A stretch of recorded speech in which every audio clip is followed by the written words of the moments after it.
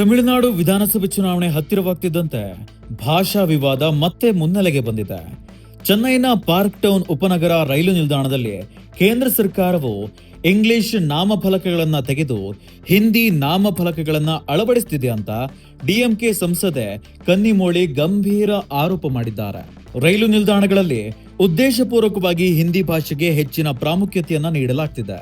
ಇದು ಕಲ್ಲುಕುಡಿಯಿಂದ ಆರಂಭವಾಗಿ ಈಗ ಚೆನ್ನೈ ಪಾರ್ಕ್ ವರೆಗೆ ಮುಂದುವರಿಯುತ್ತಿದೆ.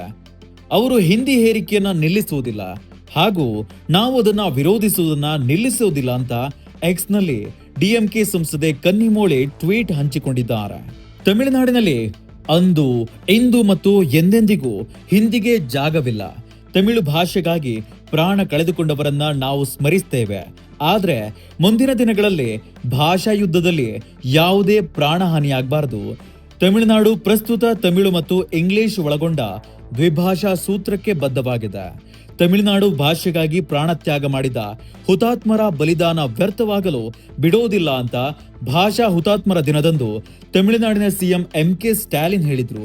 ರಾಷ್ಟ್ರೀಯ ಶಿಕ್ಷಣ ನೀತಿ 2020 ಮತ್ತು ವಿವಿಧ ಆಡಳಿತಾತ್ಮಕ ಕ್ರಮಗಳ ಮೂಲಕ ಕೇಂದ್ರ ಸರ್ಕಾರವು ಹಿಂದಿಯೇತರ ರಾಜ್ಯಗಳ ಮೇಲೆ ಹಿಂದಿಯನ್ನ ಹೇರ್ತಾ ಇದೆ.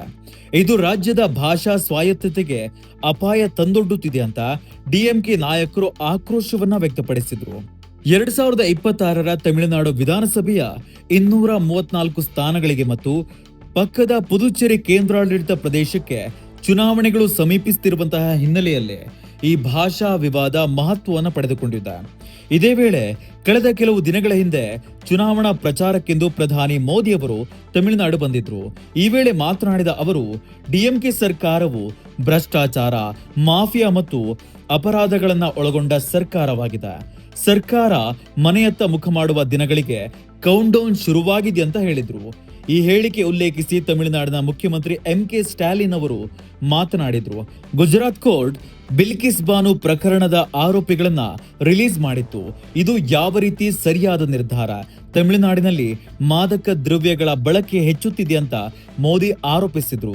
ಈ ಬಗ್ಗೆ ಮಾತನಾಡಿದ ಸ್ಟಾಲಿನ್, ಮಾದಕ ದ್ರವ್ಯಗಳು ಬಿಜೆಪಿ ಆಡಳಿತವಿರುವ ರಾಜ್ಯಗಳ ಮೂಲಕ ಭಾರತವನ್ನ ಪ್ರವೇಶಿಸುತ್ತಿದೆ ಅಂತ ಅವರು ಆರೋಪಿಸಿದ್ದಾರೆ.